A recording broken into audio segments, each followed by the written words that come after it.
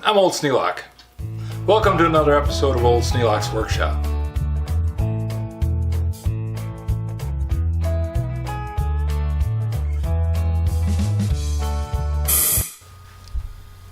After doing a couple of compression checks and finding out that the compression was only 50 psi, I couldn't figure out what was going on.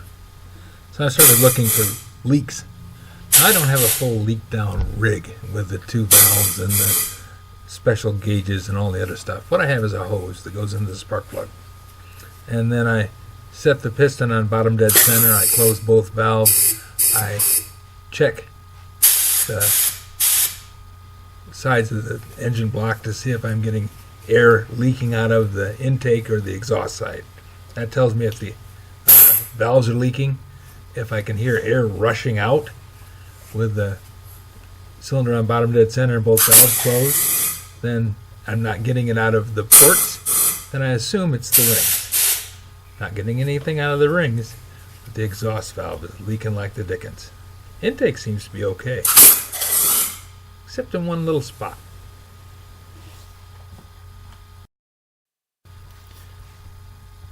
With the exhaust valve leaking, about the only thing I can see to do is check the valve itself. So it's down in the basement where I got some light and a bench to work on, and I start tearing apart the head.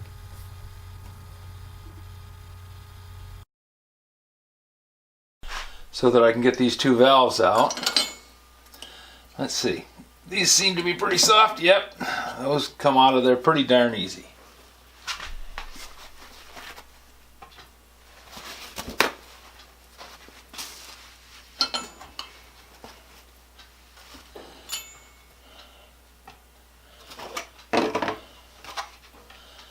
The springs and the keepers in there. Now it's only the exhaust valve that's really leaking, but while I'm doing them, might as well do both.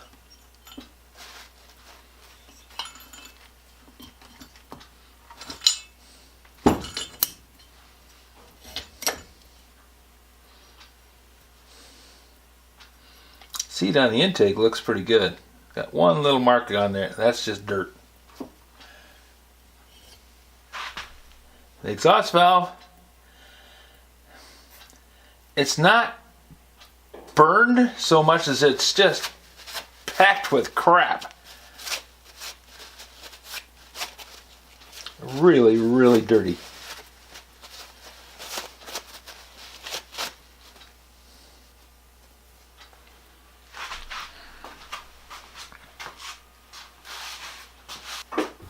Quick trip over to the soft wire wheel gets all the carbon off the head of the valve, and it doesn't damage the seat because the wheel is really soft.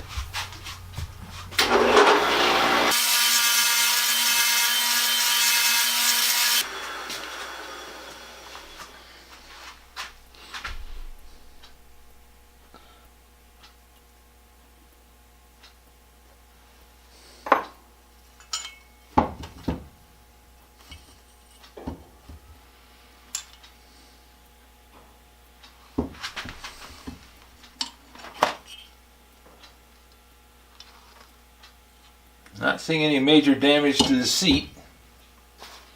That's good.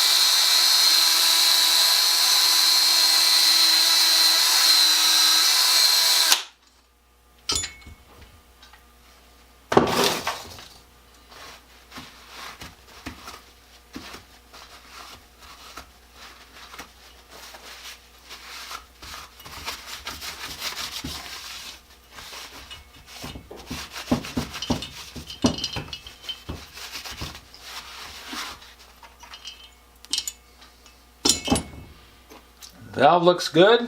Looks like it's straight.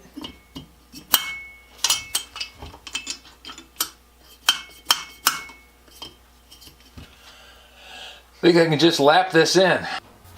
I lapped in the valves off camera, and I washed out the head with some gasoline, got it all cleaned up, shiny. Now I'm going to be putting the springs and keepers on the valves.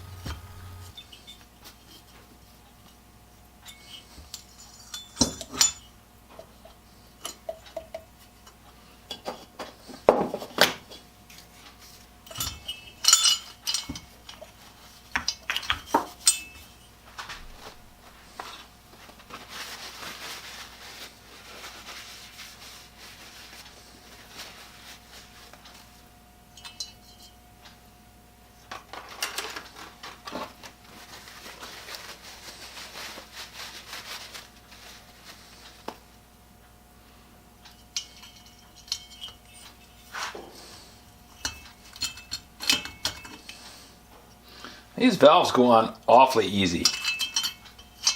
I've never had them go on that easy.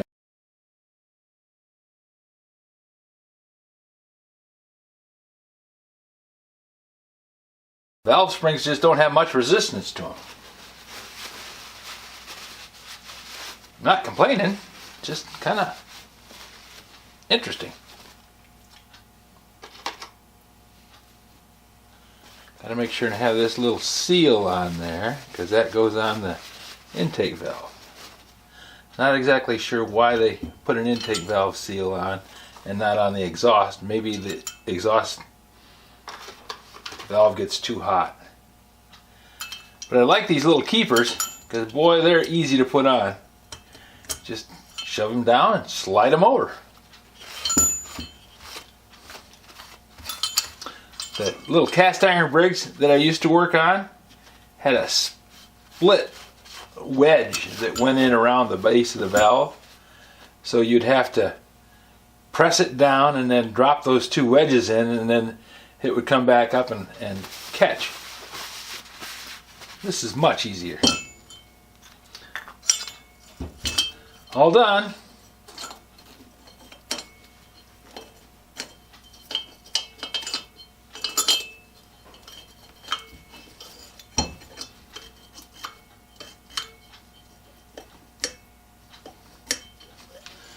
Okay, go put things back together again.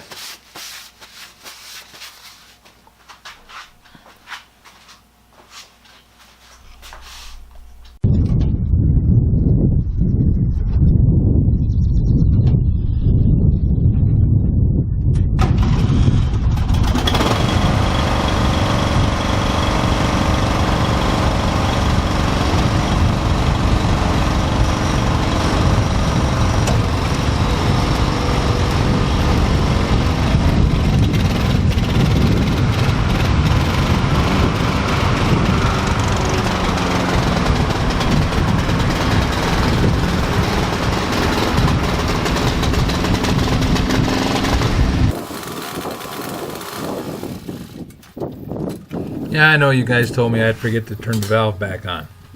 I did.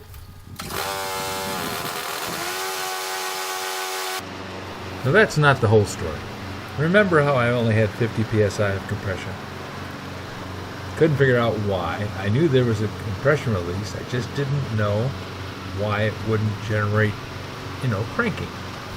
Now it turns out that Briggs & Stratton came up with this way to make it so the engine started easier.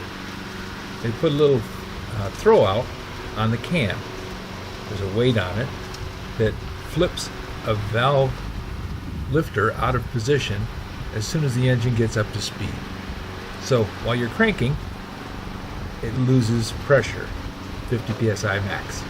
As soon as it starts running and gets up to speed, that little valve closes and no more compression release. Pretty cool. If you have any suggestions for a new video, questions about today's video, or any of the other videos on the channel, just drop a note in the comments. I read them all. Thanks for watching.